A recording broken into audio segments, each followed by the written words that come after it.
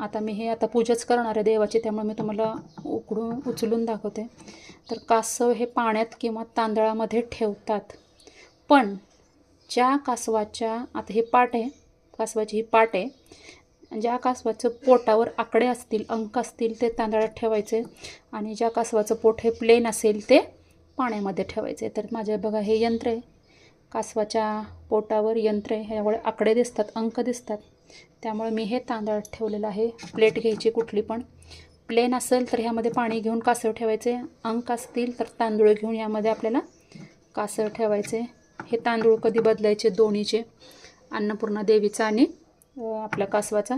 दर पौर्णिमेला बदलू शकता, दर शुक्रवारी बदलू शकता, महिन्यातून एकदा कोणत्याही दिवशी, शक्यतो पौर्णिमेला बदलायचा. आणि ह्यात पक्ष्यांना देऊ शकता खायला. आणि यातले थोडेसे असे, ह्यातमध्ये तर उदबत्तीचं वगैरे पडलेलं असतं, कधी कधी थोडीशी बुरशी पण येते कारण पाण्याचा संपर्क असतो. तर यातले थोडेसे एवढेच तांदूळ घ्यायचे आपले, आणि जेवणाच्या भातामध्ये आपल्या एक टायमाच्या मिसळायचे, म्हणजे प्रसाद म्हणून. बाकीच्या तुम्ही चिमण्यांना, पक्ष्यांना देऊ शकता, पक्षी खातात, काही प्रॉब्लेम नाही. त्यानंतर श्रीयंत्र आहे. श्रीयंत्राच्या बाबतीत तर मी बरेच डिटेल्स व्हिडिओ केलेत. श्रीयंत्र काय असतं, घरात असल्यामुळं काय होतं, श्रीयंत्र म्हणजे काय, आणि ते सांगते, थोडक्यात सांगते. बाकीचे डिटेल्स व्हिडिओ नक्की पहा आपल्या चॅनलवरचे. ही माता महालक्ष्मी, माता महालक्ष्मीचं आसन म्हणजे हे श्रीयंत्र आहे. ह्याला अष्टदल कमल असतात. श्रीयंत्र म्हणजे सगळ्या यंत्रांचं मेन राजा असतो, किंग असतो. सगळे यंत्र यामध्ये येतात श्रीयंत्रामध्ये. इतर तुमच्या घरामध्ये कुठलंही यंत्र नसेल आणि फक्त श्रीयंत्र असेल तरी खूप चांगलं आहे. श्रीयंत्र घरात असल्यामुळं घरामध्ये आर्थिक अडचणी कमी येतात.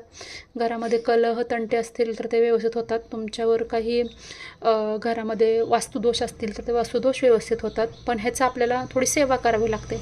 कुंकुमार्चन वगैरे नाही का, पौर्णिमेला आपण या 2 हाताने कुंकुमार्चन करू शकतो. माता लक्ष्मीचं हे आसन आहे, आणि जिथं जिथं माता लक्ष्मीचं आसन असतं तिथं माता लक्ष्मी ही विराजमान असतेच. तर हे आपलं श्रीयंत्राची माहिती झाली. आणि त्यानंतर हे टाक. तर टाक घरामध्ये हे विषमसंख्येत असावे. तुम्ही म्हणाला तर तुमच्या घरात तर 4 टाक आहेत, हे समसंख्येत आहेत. तर कसं, आपल्या सगळ्यात महत्त्वाचं म्हणजे वास्तुशास्त्र असू दे किंवा इतर कुठल्याही नियम असू दे, आपल्या घरामध्ये पूर्वापार ज्या परंपरा आलेत ना, त्याला अनुसरून आपण काही गोष्टी करायच्या असतात. म्हणजे आपल्या घरात काय पद्धत आहे, तर माझ्या घरामध्ये पहिल्यापासून हे 4च टाक आहेत. माझ्या मेन घरात, मेन कुळात पण विचारलं, मोठ्या घरात पण विचारलं, सगळीकडे 4 टाक आहेत.